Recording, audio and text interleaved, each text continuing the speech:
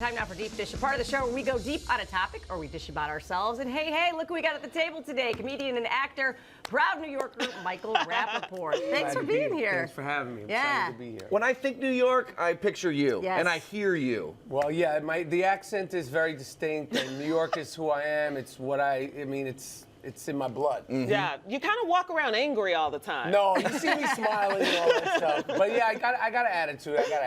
Right. Do you get to Chicago very often?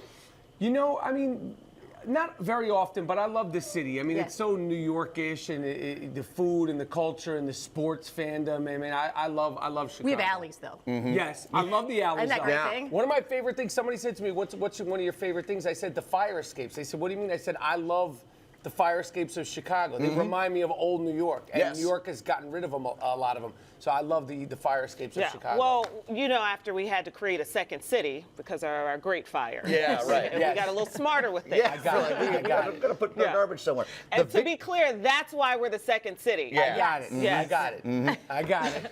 The Vic show is going on, yeah? Tomorrow night. Tomorrow night at the Vic Theater, I'm performing stand-up comedy. One show, one night. I can't wait. That's Disruptive awesome. stand-up comedy.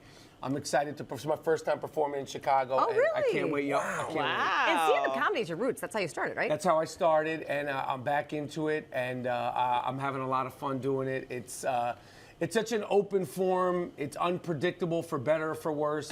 But I know Chicago loves comedy. They love to laugh. They have a great history of comedians come out of here. So I can't wait to perform Saturday night at the Vic. Great venue there, too. All right, you ready to jump on in here? Let's do it. Let's do it. All right, Super Nanny fans rejoice because after 15 years, the reality show came back to the States, back on TV once again, giving us a chance to look at the reality of parents that are not us. So when the show debuted in 2005, it gave us a look at helicopter parents, probably in their infancy, kids crying and a lot more. With the show getting a reboot, giving us a chance to see a new wave of parents.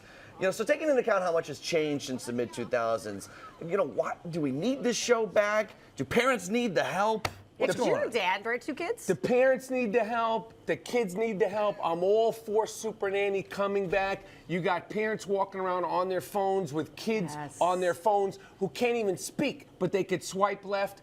We need Super Nanny to come back and be rough, rugged, and raw. Oh. Have you ever heard of this term, snowplow parenting? This is a new one I just heard of. instead of helicopter parents where they're pushing all their troubles out of the way and making everything right for them, instead of letting them deal with problems. I want Super Nanny to come back and fix kick it? butt. Yeah, Well, I'm all for it. Do you let your kids deal with their problems? They're 19 and 17, so their problems are now their problems. Yes. You know what I mean? Like, I'm there, but it's like my 19-year-old, he's like, well, I go, listen, I could tell you what it is, but at the end of the day, you know, you're on your own. So, I mean, listen, but there's no road book, and I'm not a perfect parent. Nobody is. But I think in this day and age, especially in this such politically correct day and age, I think Super Nanny will be a lot of fun. Yeah. So your kid's a little older. What would be your parenting advice? Yeah, give me some. I need some. My parenting advice would be I think you have to be a parent. I don't think you should be called, like, they're not your friends. Like, they shouldn't be calling you dude, bro. You shouldn't be calling them bud. The dad and the mother have to be the dad and the mother. It's easier said than done, but I think that's my most important thing. You have to keep the boundaries. My twins right now call me butthole. I would say you call them drop kick. I would introduce them to a flying drop kick. Yeah, That's okay. They don't have to be like, to the head, but maybe a leg sweep. A leg sweep on the ground. So they just. Because the pediatricians don't mind the bruises. Yeah, just like a leg sweep, like a gentle leg sweep. Right. And then they did the falling. That's on them. Yeah. Oh my goodness. So we all have a day where we need a little venting, but studies show how you vent matters. Experts say it works when done in a safe and supportive manner, but there's a fine line between release and complaining. Experts suggest that you sound out your frustrations, deflate any angry energy, and turn your head to problem solving. Takes out all the fun. The bottom line is that it has to be productive. So we got our expert here on venting. Let it go. Listen, this is millennial code talk. Thank you. I agree. You know, like, it has to, listen, sometimes it's productive, sometimes it isn't. There's ramifications of venting.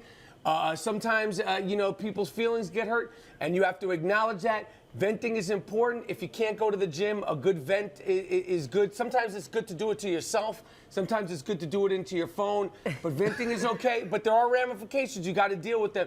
But this is millennial talk to not hurt feelings and going back to the super nanny and all that stuff. We're I got a overthinking question. it. We're overthinking. Do you wake up like this, or do you have to work your way up to full-fledged Michael It's Rappaport? I'm just at like a quarter cup of coffee right now. Oh. So, I'm excited to be here, and I'm excited to be performing in Chicago. So I'm not at my full tilt yet, but I'm almost there. I need a little bit more coffee to get the full. Because I feel like you vent just throughout the day, throughout every word that comes out of your mouth. And You let out You your don't hold frustration. back. You just let what you're feeling you speak it. But venting and ranting sometimes has a negative connotation. You know, I could say something positive and be venting, so it doesn't have to be negative. It doesn't have to be bashing. It could be something that you like. I love the Knicks. I hate the Bulls. Tom Brady is no longer going to be a Patriot. What the F? Right. You know what I'm saying? Like, so it doesn't have to be a negative. Wait, can we all... I always think it's a good thing too. Like if you're going to vent to friends or spouses, it's a vent. Don't fix it for me. I just need to get it off my chest. That's it. You know what I'm saying? Yeah. Sometimes I'm just Precursor. explaining it to myself. I'm just getting it out. The Tom Brady thing, though, that's something we can all unify Yes. on. Chicagoans and New Yorkers. We don't like Tom Brady.